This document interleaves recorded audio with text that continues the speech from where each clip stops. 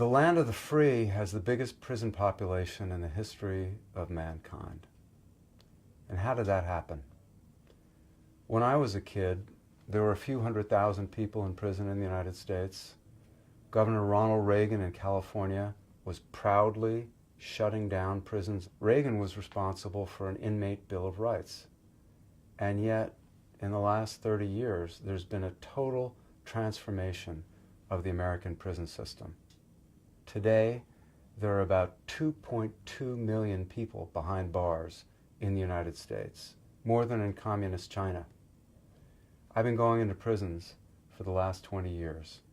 And who have I met behind bars?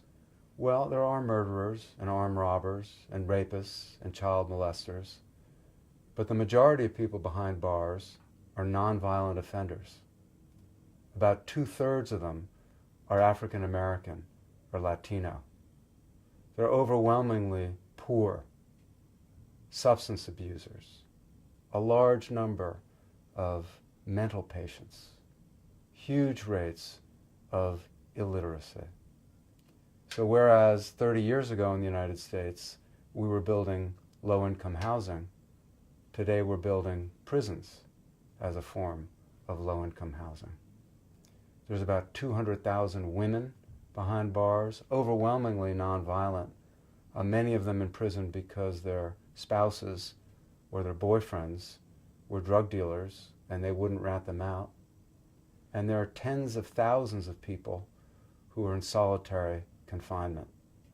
Some of them are major gang leaders, some of them are people who are violent, and it makes sense to put them in solitary. But the majority aren't, and they're prey to all kinds of health problems, psychological problems, being locked away for weeks, months, years, by themselves in a cell, only allowed out for 2 hours, maybe, a day. For most of these nonviolent offenders, there are so many other less expensive ways to deal with them in the community. For example, mental patients. We used to have mental patients in mental hospitals, and then we shut down the mental hospitals. So now they're in prison. The largest single facility for mental patients in the United States is the LA County Jail. And it is so much more expensive to incarcerate people with mental illness than to treat them in the community. In the United States, we're privatizing our prisons and giving them to corporations to make money off of locking people up. All of this is relevant in Great Britain because Great Britain is the only country in the Western industrialized world that's imitating American correctional practices. Great Britain has one of the largest prison populations in Europe, overcrowded facilities. There have been major cutbacks in staffing in Great Britain, rise in private corrections.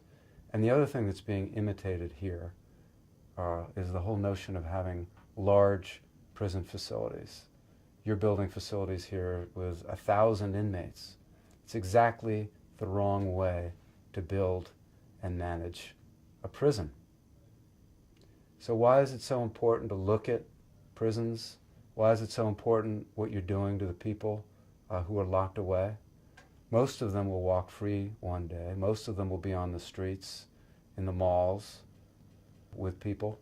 And what you do to them behind bars has consequences. But beyond that, what motivates my work on prisons and the American prison system is the notion that if you really want to understand a society, look at how it treats the people at the very bottom. And that's who you'll find in America's prisons. The only thing money could buy were cars, vacations, luxury yachts. Inequality wouldn't matter very much. But where money determines access to the fundamental necessities, inequality matters a lot more than it otherwise would.